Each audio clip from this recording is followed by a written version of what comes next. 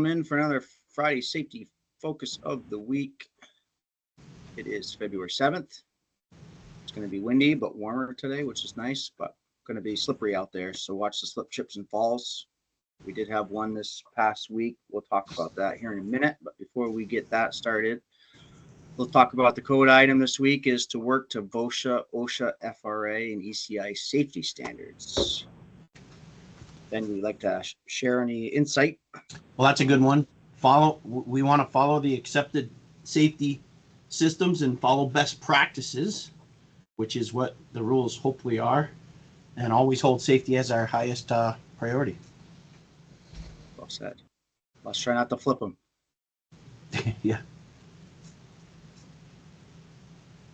So just a quick update on our statistics over the last little bit here. So good job. We haven't had a recordable since 127 days ago.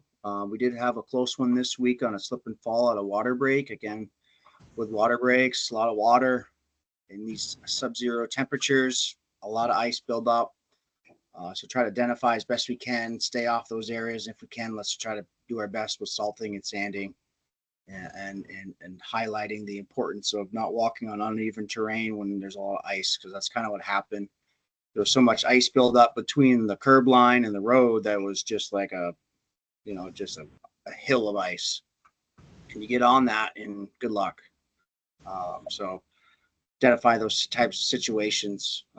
Hopefully it's very minor right now. It looks to be. But again, let's just try to raise the awareness out there so we can stay off those situations. And when you see an unsafe condition, let's try to correct it right away. So it's 2 days from our last first aid and then 50 from our last vehicle. So hopefully with all the weather coming in, everybody's checking their speeds and making the following distance greater than 3 seconds, just so if something does happen, a pileup happens in front of you, that you don't skid into it. It's kind of what we see this time of year is loss of traction. So try to just remember best practices, pay attention, and go in the proper speed for road conditions. Yeah, this morning was a good example. There was a lot of squalls out there, and there were people going way too fast. Way too fast. Yep. Check the speeds. It's biggest important. If you're gonna be late, just make a call. I think we'll all give you the time to get there safely versus rushing in late or behind schedule. So this week, a couple of things that we started up, a couple kind of a bridge project, Global Foundries. I thought it'd be a good idea just to have a little awareness training on pneumatic tools. It's been roughly about a year since we've had this little kind of safety discussion on pneumatic tools, the importance and some of the best practices. But we all can't wait to get back into t-shirts and working in conditions like this versus, tenting it and putting a structure in and heating it like we're currently doing. But hopefully soon we'll be back in the green state of Vermont where we got leaves and we don't have snow everywhere. So the biggest thing with pneumatics and the safety of pneumatic tools, again, it's all air pressure that helps gives you the energy to actually utilize the tool. It's very powerful, a lot better than electric, especially when we're tripping concrete like we are in a lot of these on these projects. Is really wanting to inspect the tool. If the tool's not working properly, we need to try to get with Elliot in the tool crib, try to troubleshoot that so we can get the proper lubrication, the right springs, the right cotter pins, whatever we need to making sure the tool is running properly. When we're running defective tools, that's when bad things happen. One of the biggest issues with pneumatic tools is hose breaks or Chicago fittings come uncoupled, and then you have a whip line issue where this thing is just flailing with all the pressure behind it. So that kind of potential energy that we talk about. So there is an OSHA standard for pneumatic tooling that all connections need to be secure. So if it's less than a half diameter hose line, these types of clips that you see in this image is sufficient. Any wire tie, anything like that, as long as it's less than a half-inch diameter, inside diameter of the hose, these types of Chicago fittings like you see here, any type of wire connection, anything like that, but we must have it. And that's something that Tom and I see kind of frequently. And usually we just like, hey, don't forget to wire that. But let's really step up the game and not let that be something that we forget to do. Because again, if these things do come in couple with a lot of PSI behind them, it's a very, very dangerous situation. People can get hurt pretty bad, especially if you get hit in the face with a hose. So inspect your hoses, making sure that we have our Chicago fittings are fully secure with some type of kind of wire, Carter pin or a wire tie. So if you see a lot of cracking in our hoses, or you definitely have a hole already, like a pin needle hole in the hose, let's take it out of service. Let's get it back here to the tool crib, replace it out. We have plenty of hose, and if we need to get more hose, we will. But we don't want to be using defective or damaged hose out there, because it's a sign for a very hazardous condition that we need to get it corrected immediately. Where we do see damage a lot of times is like we're lowering the tool down or moving the tool down by moving the hoses so much, instead of maybe using mule tape, or just picking it by the tool itself and carrying around and not just dragging it by the hose. All that wear and tear on the hose is gonna lessen the life of these hose lines. So try to think about that when you're lowering or moving all this tooling around. Try not to carry it by the hose. Grab some string, grab some mule tape.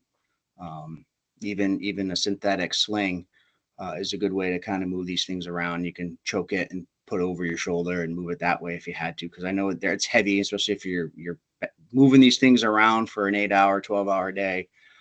You could really kind of tire yourself out. So try to work smarter, not harder.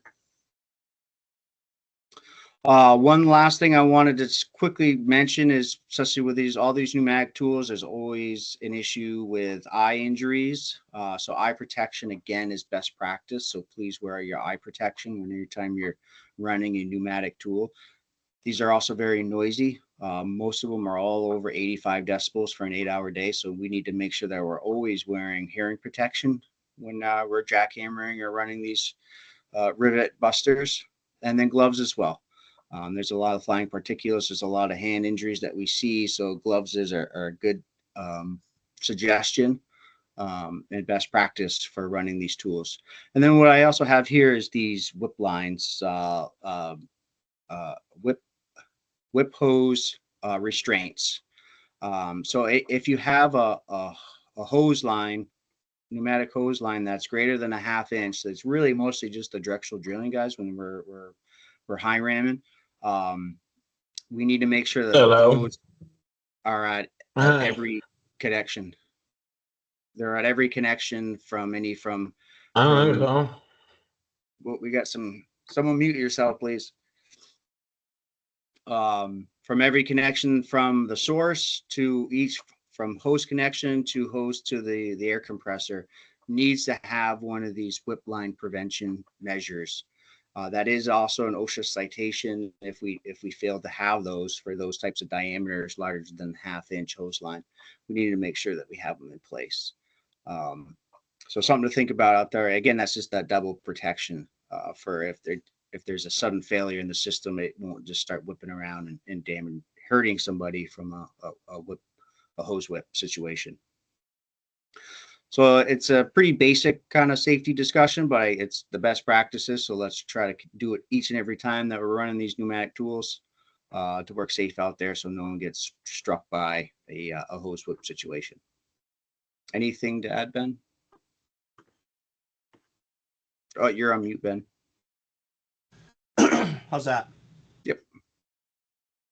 A lot of us have figured out how to switch a tool without shutting off the supply line, and when we shouldn't do that. No, I've done it. Put a kink in the line and undo the Chicago fitting. But one of my laborers one time took his whole front tooth and broke one of these front teeth off because it got away from him. But we should shut the air off and then run the air out, deplete what's left in the line. There's a lot of stored energy in there, because that cost me a laborer for 3 days when he was out of work, because I probably taught him that. That was a bad habit that I used to do too. You got 100 feet of hose out. You got to switch from your chipping hammer to your pavement breaker. Just kink the line, deplete the tool, and switch it. It's not a good practice. Yep. So let's not follow my example back in the old days, please. Any other comments on what we talked about today? I think it's important stuff. Not on that, Ben, but we dropped another on bucket. buckets. Yeah, go for it, Tom. Yeah, so we dropped another bucket this week. It was Wainroy. That's our third in less than a year.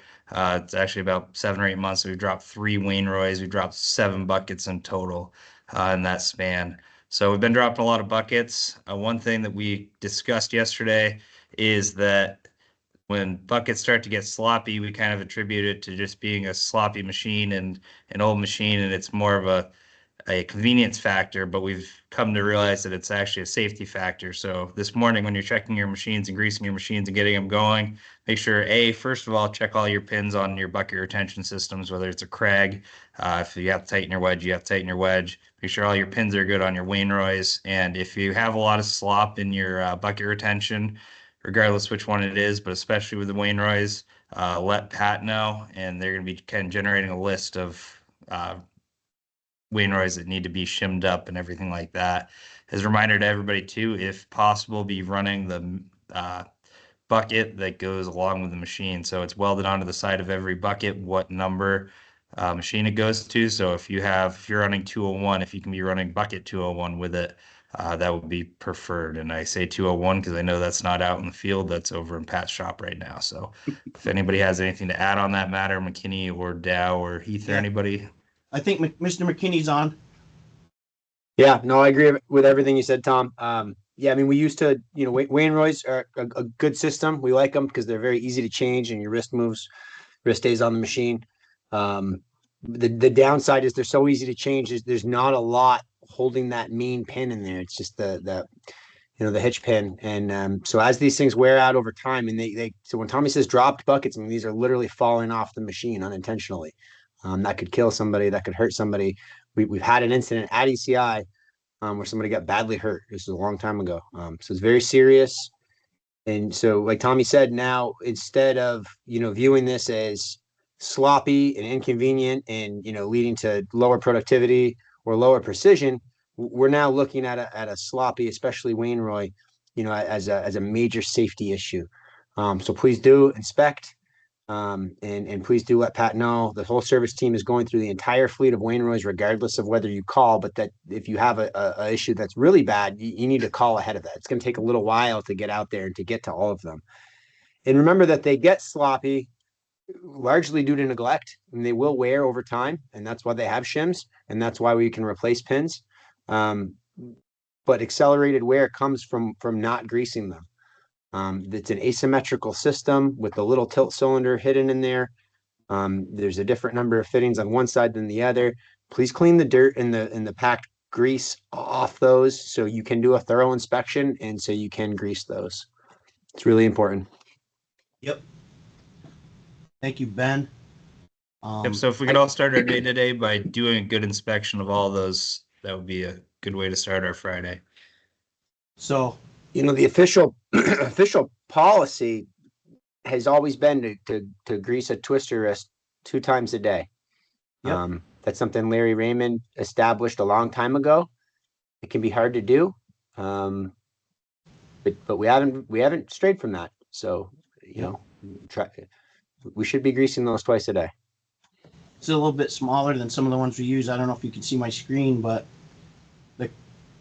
it's an example of one component in our system that becomes weakened. That pin right there that you see, compare the cost of that pin to the cost of an accident or having somebody hurt or killed.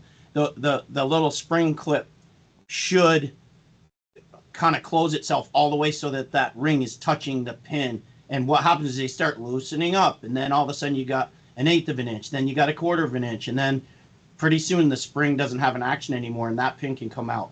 That's just one component of some of the systems, right, Ben, that we look at. And I think the guys have these, and we can get more of them out there. But if you have one that's weak, That's an easy one right there. You know, That's don't an, rely on that, right, Ben? that's an easy one. And there's there's a keeper Yep. that hitch is that loop is supposed to catch. Those can wear out when the Yep. pin and the whole assembly, all the components wear out together. You know, it looks like the last one that happened, it looks like that stayed on but it worked past Yep. that nub that it's supposed to grab, and it was still able to fall out, which is, Yeah. you know, if there's enough wear, that's possible. That Yeah. can fall out with that pin in place. Yep. It's crazy. Hey, I'm Pretty sorry to scary. interrupt. Ben, it's Go for Jamie at Make-A-Wish, and I overslept. I'm sorry. Hey, Hey, Jamie. I am so sorry. I overslept, and I'm right out of bed. I'm on So- the phone to you all. Jamie, Yes, good morning.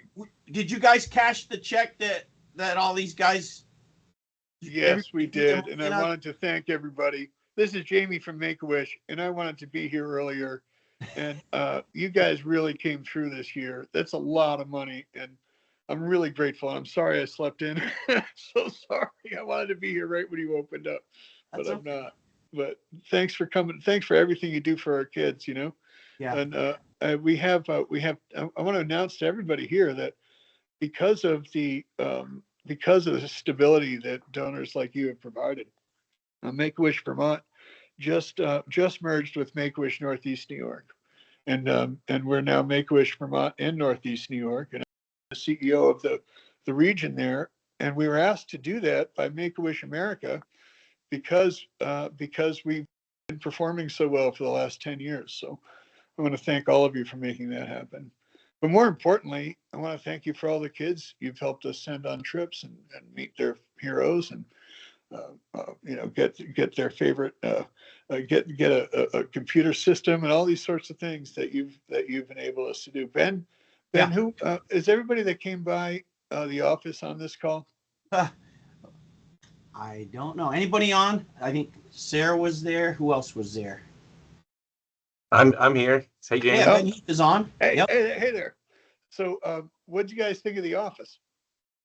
I thought it was beautiful. I thought you guys had a really welcoming venue there, and it just seemed like Yeah. a place that any kid would look around and just be amazed at all the details that you guys put into it. Thanks. It was very Thank well you. put together.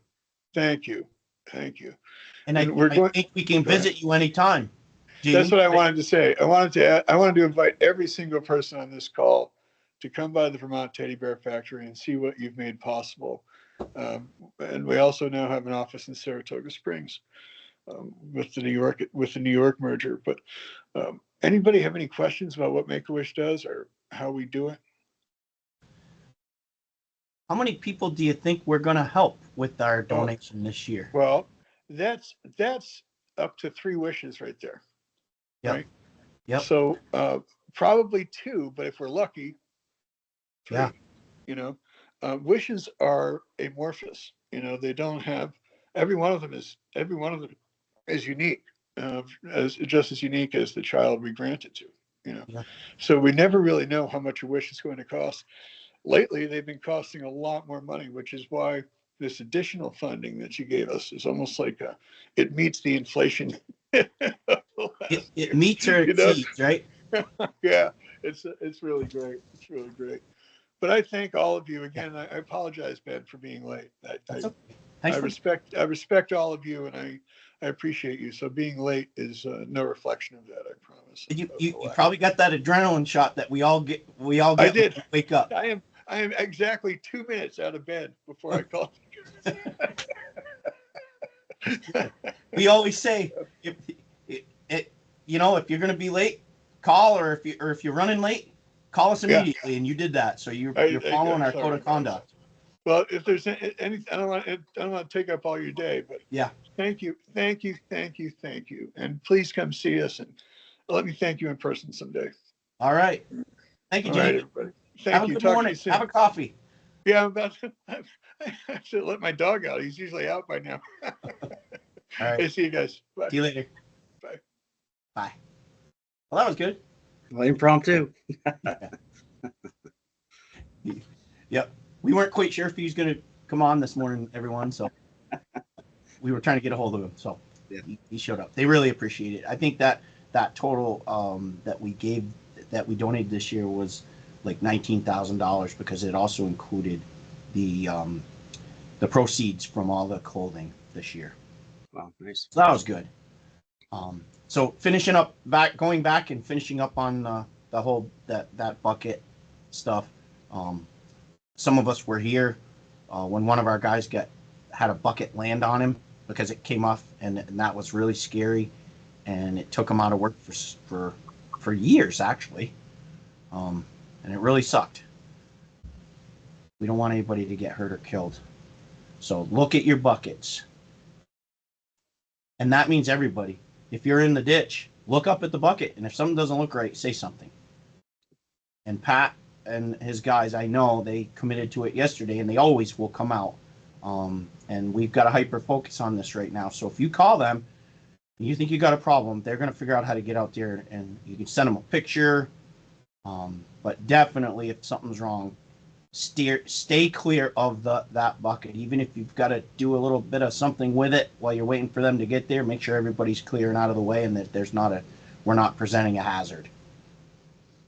Use good judgment. Anything to add on that, Matt? Yeah, unsafe condition, to a T.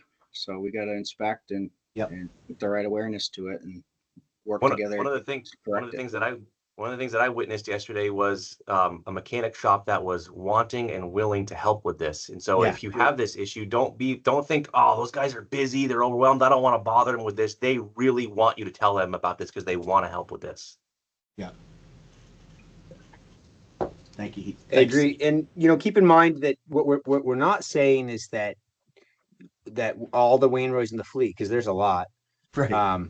are going to be, thousands of an inch of play, ultra tight.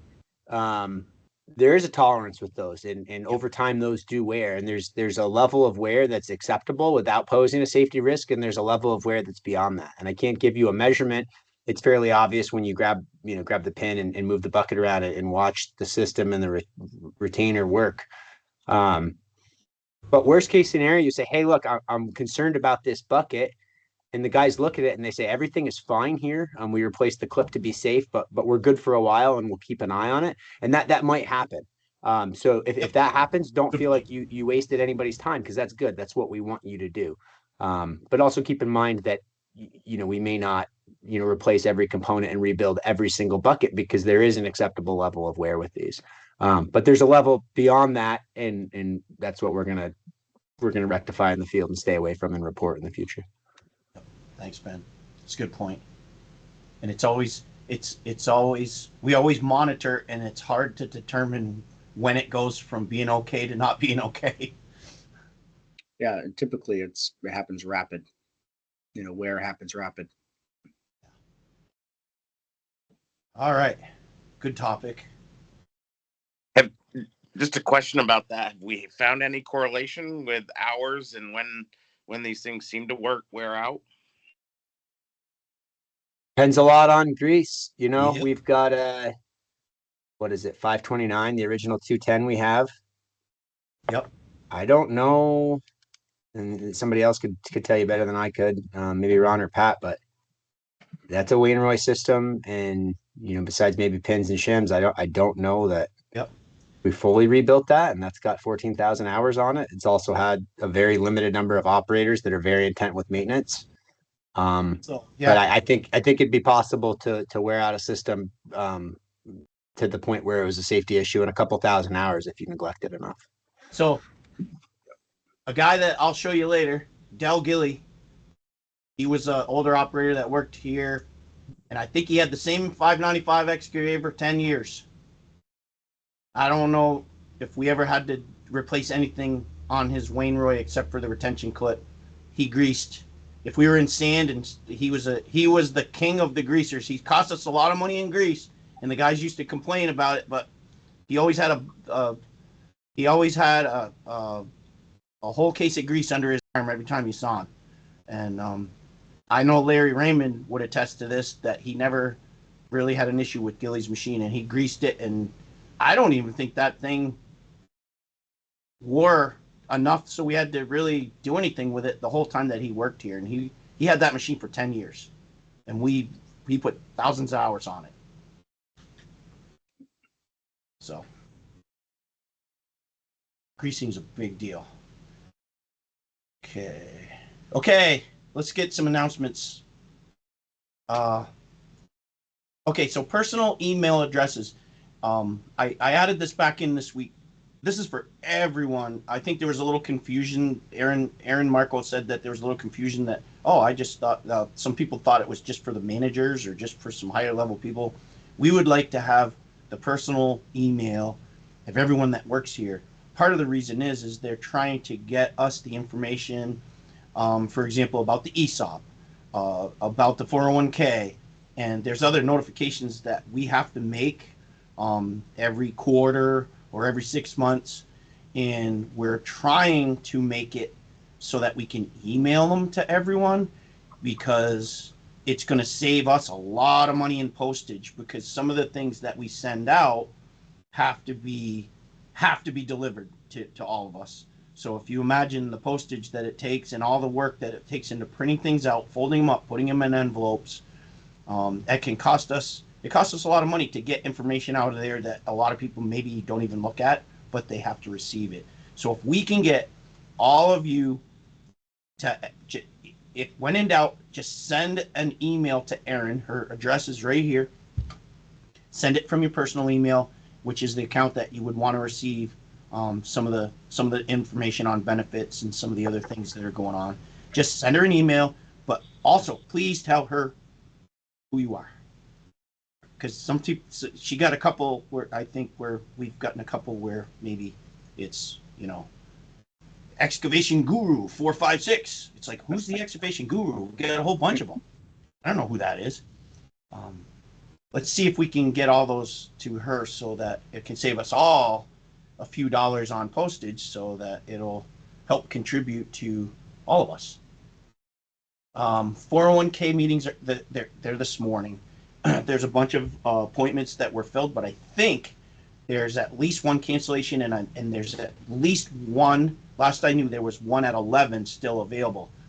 If you guys are around here and you want to talk to someone, give Melanie a call. She's probably up there already, and see if there's a slot left.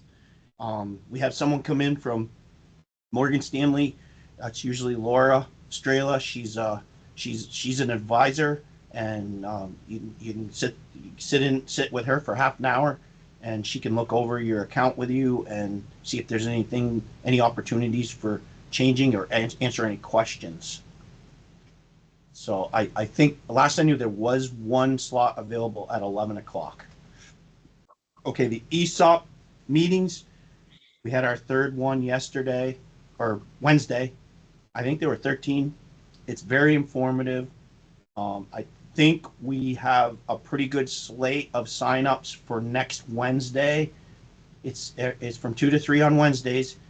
And I think we're booking right now some that people want to come the week after next. So every Wednesday at 2 o'clock, contact Erin if you want to attend, and she'll sign you up, because we're doing it in the conference room here at 98. So it's a smaller forum of people, and it's more conducive to asking and answering questions. I think it's been a very good process, and we're getting better at it. Doug Goldsmith's running it, and he's got a PowerPoint, and he keeps getting he gets better every time. So if you went to the first one, it's okay to come back, because we get some new information. One of the interesting things that we have with the ESOP is we've got a tool where we can kind of calculate the benefit of the ESOP in dollars per hour. So when we run that tool and someone says, hey, I want to go here, they're going to give me $1. They can be giving up $10 or $12 of benefit, because we can back calculate what you're really making per hour when you add in the benefit of the ESOP and the ownership. It's pretty cool. I don't know if any of you got any of the other guys have anything to say about that, but I thought that was pretty mind-blowing when I saw that. Okay. Let's see. So now I'm going to move down. Mr. Heath, you're here, right? I think I saw you. I'm here. Project of the week being the Halliday Road culvert replacement in Middlebury, and I'll let you, you can share it. Shared. Yep. Good morning, everybody. So today we are going to talk about the Halliday Road Culvert Replacement Project for the town of Middlebury. ECI was contracted with the town of Middlebury to replace an existing 60-inch diameter corrugated metal pipe culvert on Halliday Road with a precast box culvert.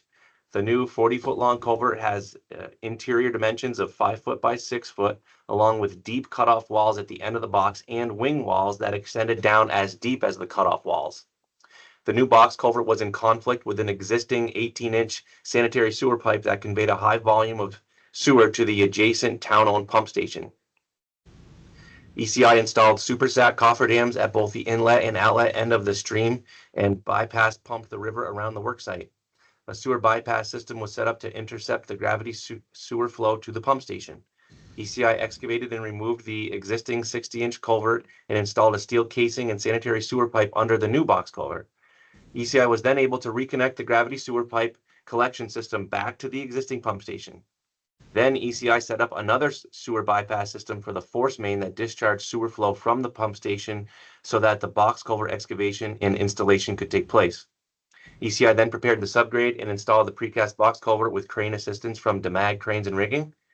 ECI installed the sanitary sewer force main pipe to reconnect the discharge end of the pump station, and the sewer bypass system was taken offline. One of the challenges of the project was that the downstream wing wall, which was just as deep as the cutoff wall, was in conflict with an existing Vermont gas main, which was unknown to the design team. ECI worked hard to continue moving the project forward by getting creative with the workflow. However, this conflict inevitably caused ECI a short delay, but did result in some additional work to install a new gas main for Vermont Gas out of conflict with the new box culvert. And we'll talk a little bit more about those wing walls being really deep and what challenges that brought. So this is an image of the site plan. Over here on the right is the pump station. This is the river system that drains from the top of the page to the bottom of the page. And as you can see, we've got a gravity system that flows in down this hill and flows to the pump station. And then the pump station pumps this sewer through a force main. There's a lot of flow. This has a high collection area. And so, we had to get the sanitary sewer system down below our box, and then we put the force main up above the box. This is a profile view that kind of shows at least the gravity system, and how we had to take it and bring it down. It was a very deep excavation. We put it in a sleeve, and the entire time we had to bypass this system. We worked with a subcontractor for the bypass system. It's more of a vendor. We rented a pumping system that's specifically set up for doing just that. This is an image of our excavation of the sanitary sewer system. This is right down the middle of the road. Obviously, we were able to close the road. We had a certain closure period that we had to fit this project within. And over here, you can see a black pipe heading up the road. That's part of our bypass system for the sewer. This is an image of the upstream cofferdam with that sewer force main bypass system operating on top of the ground. This is an image of us setting the precast. You can see we've got the sanitary sewer pipe that's in a steel sleeve that's running underneath the culvert. This was part of the reconfiguring of the utilities in this area. And the wing walls, like I said before, were just as deep as the cutoff walls, which is unusual. I don't think anybody that had worked on this project had ever experienced that, and I don't believe that the design engineer really intended to do that or knew that he did that. And so they were already made, and so we went with it. And the crew had to get really creative on how they were going to install those without undermining the rest of the box system when they went to do it. So you can see there's some precast waste blocks in here that Andrew Piper and company, creatively set up to make this workflow happen, which worked very successfully, and it was very good thinking outside of the box. That's cool. Here's a cool image of the magnitude of this system. It's a relatively large piece of concrete, and you can see the waste blocks here which were sacrificially used to support the excavation of the wing walls. Here's a very cool image of the box culvert and of the wing walls installed on both sides, and the crew backfilling the system. And this image shows us partially backfilled, and now we're running the new sewer force main up above the box. And then heading back upstream and connecting to a manhole on the upstream side of this hill. And then our awesome paving team showing up here to make everything look good and to make all the water flow in the right direction. This little parking lot here had some tough grades to meet. There was some vertical challenges, but the guys did a great job and paid attention to the details, and the water is flowing really good off of this. The town was very happy with it. Nice. I'll send it off to you, Ben. I'll continue sharing here so that you can talk about the archive photo. Yep, this is 1990. Probably May or June of 1992 up on Ethan Allen Parkway, and those guys there. The guy on the left is Howard Perzo. He was an ex-Vermont State Trooper. He worked for the Vermont State Police for at least 10 to 15 years, and then he came to work for ECI, come from the islands. His son-in-law was Mike Hunter, who also worked here. Some of you might know Michael. He worked for us for many years, and then for Essex. Howard. One time when I got when I got knocked out, almost knocked out, and broke my nose on a job. Won't tell you the story behind that. Howard collected me up, picked me up, put me in a 3-yarder, and brought me to the hospital and took care of me. He picked me up, and I woke up in his arms. So, a lot of good memories for Howard. Good guy, knew a lot. The guy in the middle is Del Gilly. We talked about him earlier. Gilly probably was the best. You talked to Larry Raymond. He was the best caretaker of Wainroy buckets, and he was probably the best greaser. The only problem is we get a sloppy machine. Gilly would pump it full of grease, and all of us would get shot on a warm day because the grease would come flying out and projectile hit us. And he would always be pissed off when we got a worn machine because he'd always pump it full of grease in the old days. But Gilly and Howard both have passed away. And it's kind of sad for me to think that a lot of the people that I worked with when I first came here are gone now. But good memories of them, and they helped us to get to where we are today. If you look behind me, that's me on the right. That's a 310A. We used to use that all the time. The 310A was 2-wheel drive. It was not a 4-wheel drive machine, and it was a little bit sloppy, but we did a lot of work with that. And I think the skid steer on the left, we may have just sold. I don't know, McKinney, if that's the one, but that's one of the 1845s. It could be a B. It almost looks like a C, but you're probably right. It kind of looks like a C. We just get rid of the B's, but maybe it is. It might be. But look at the worn tires on that machine. Backwards tires. I remember, talking about those machines. I remember Al telling me that when he first started buying those Case skid steers, they were about $10,000 to $12,000, and he just couldn't believe how much they were. And when they brought the price to us on one of the newer ones from Beauregard's, he just couldn't believe that it was almost $20,000 for a skid steer. He just couldn't believe it. So they've gone up a little bit since then. Pretty cool. But that's the old days. And those two guys are two of the people that got the company in the situation that it's in today.